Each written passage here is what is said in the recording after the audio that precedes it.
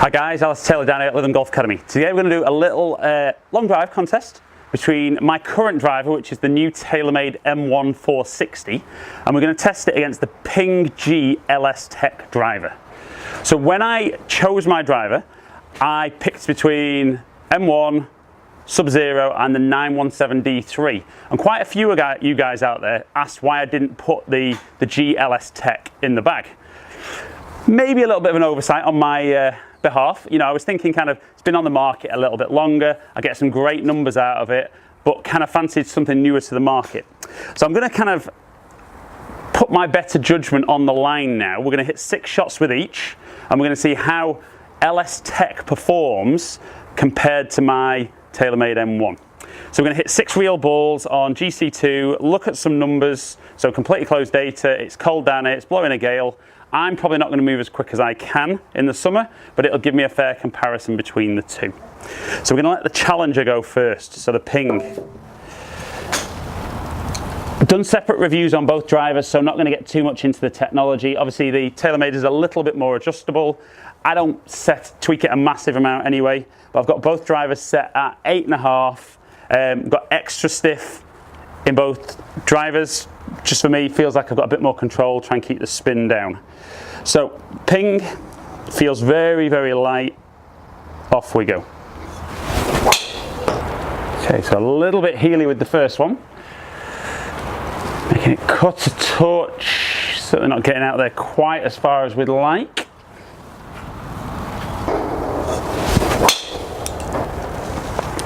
Okay, maybe just a tiny bit out the bottom. Straighter, a little bit of a pull, getting out there nearly 280. Felt a bit more solid, much straighter. Certainly getting out there again just about that 280. Maybe just fractionally and only slightly towards the toe on that one. Certainly that one's getting out there a little bit further. 291. I felt the best out of all of them strike wise. Carries big and getting there 302. And again solid, not quite as good as the previous one. And again going to get out there about that 280 mark. Okay then guys, so good solid strikes. You know, when I'm talking about a little bit toe, a little bit heel, they're all fairly near the middle, but I can definitely feel the difference with all the drivers when you strike it in just the right place. Obviously got one really, really good one there.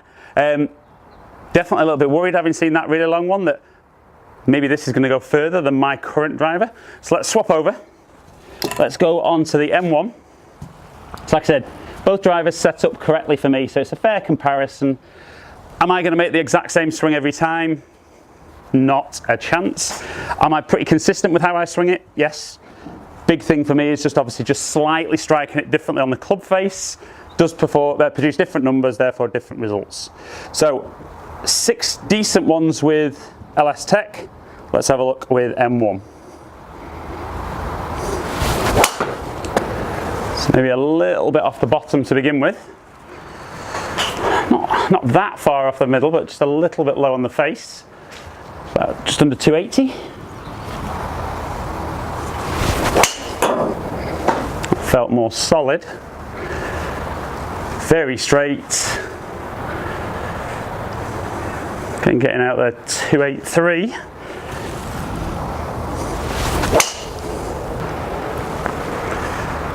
Felt good, but a little bit lower than I would normally do. Again, 284.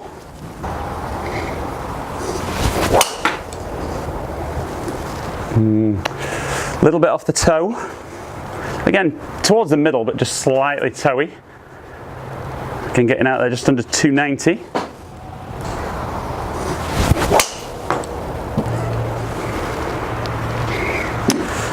Again, probably not quite out of the screws, but kind of just slightly towards the heel. But again, 286. Very low, very toey. That won't be a good one for distance. Just under 270. Right then guys, so 6 shots with M1.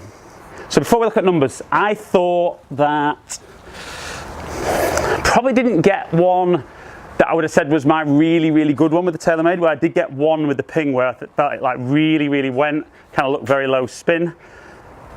Be interesting to see the averages to see which one comes out on top. So let's pop across, look at some numbers, and then come back and make a decision. Okay then guys, so look at the numbers, kind of ball speed almost identical, kind of just under 155. Launch angle was a touch lower with the TAYLORMADE with my driver. Backspin 2.6 against 2.6. Didn't get one really where I'd want out of the club face with the M1. Didn't get it slightly above centre and slightly towards the toe, which gives me that really low spinning one like we saw with the Ping for the 5th shot. Kind of got a bit more ball speed, nice low spin, and really got it out there. And the average is at 256 against 255 and 281 total, almost a dead heat. Right then guys, so as I see with all these videos that I do, once the drivers are set up the same and you're performing even relatively consistently, they perform very similar to each other. You know, there's nothing in that, you know, club speed, ball speed, spin, carry, total, almost identical. If I'd have removed kind of which club was which, we'd have struggled to tell from a results perspective which was which. So I think this driver again comes down to very like I made the choice with how I picked kind of my TAYLORMADE M1, is when I looked at looks and feel of the drivers, you know, that one just came out on top for me, and I would still have that the case even with the Ping. You know, I don't dislike the Dragonfly and the turbulators on top, but I prefer the way the TAYLORMADE looks. I think from a feel perspective, I know they're all hollow, but the Ping one just feels a little bit more kind of hollow, doesn't feel quite as solid for me when I hit the ball. So even if I'd have included that in my what's in the bag driver video, I still think it would have performed exactly like everything else. I think depending on the tiny changes on impact position, and I think I'm going to do a video on that because I'm talking a lot about that lately. So we'll start looking at some impact strikes and see how that affects ball on another video. But I still think it comes down to once the driver's set properly, it's about what looks and feels best for you, because all the drivers are going to perform very much the same as each other because they're all designed to very tight tolerances. So guys, as ever, really appreciate you taking the time to watch my videos. Hope you've enjoyed it. If you have, like and share it. Follow me on all the social media platforms. Subscribe to the channel if you don't already. Hopefully catch up with some of you guys down here in the future. Stay in contact.